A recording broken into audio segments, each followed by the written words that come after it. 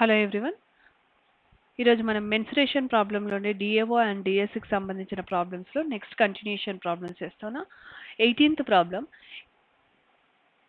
Problem చూసుకుంటే మనకి ఏమి ఇచ్చారంటే a square and a equilateral triangle have equal perimeters. Okay, స్క్వేర్కి ఈక్విలేటరల్ ట్రయాంగిల్కి సేమ్ పెరిమీటర్స్ ఉంది, ఈక్వల్ పెరిమీటర్స్ ఉన్నాయి.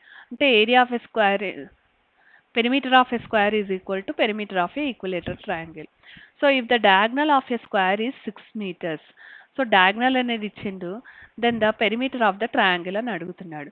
సో డయాగ్నల్ ఇచ్చాడు అంటే మనము perimeter of a square find out చేయొచ్చు.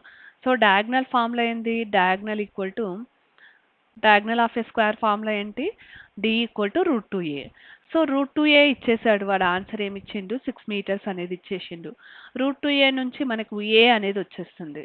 ఏ వచ్చేసాక పెరిమీటర్ ఆఫ్ ఎ స్క్వేర్ అనేది ఫైండ్ అవుట్ చేయొచ్చు. What is the perimeter of a square is 4a. So 4 into 3√2a. So perimeter of a square ఏమో వచ్చేసింది 12√2 వచ్చింది. 12√2 అంటే పెరిమీటర్ ఆఫ్ ఎ స్క్వేర్ వచ్చేసింది అంటే పెరిమీటర్ ఆఫ్ ఎ ట్రయాంగిల్ కూడా వచ్చేసినట్టే కదా. సో మనం ఏం రాసుకోవచ్చు? Perimeter of a square is equal to perimeter of a triangle. కాబట్టి పెరిమీటర్ ఆఫ్ ఎ ట్రయాంగిల్ కూడా ఏమవుతుంది? 12√2 అవుతుంది. సో మన ఆప్షన్ ఏది correct? C is the option. Next we will go for next problem. Next 19th question. So if the ratio of the perimeter of 2 squares అంటే perimeter of 2 squares అంటే perimeters of 2 squares ఇచ్చింది, అది 2:3. So perimeter of first square and perimeter of a second square ఇచ్చిండు, మనము area of the ratio find out చేయాలి.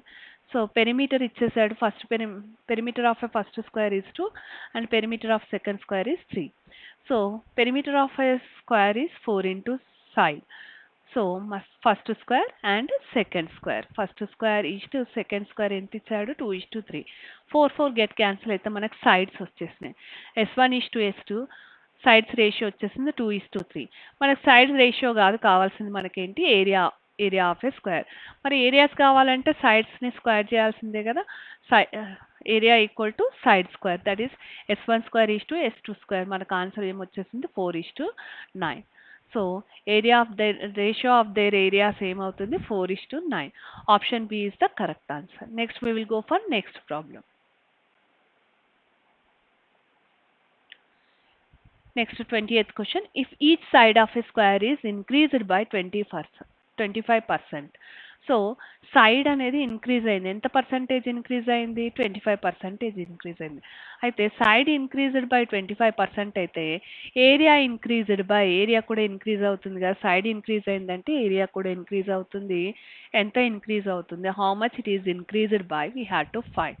So in as ఇది ఒకసారి observe చేస్తే, in a square side, diameter, perimeter increased by x%.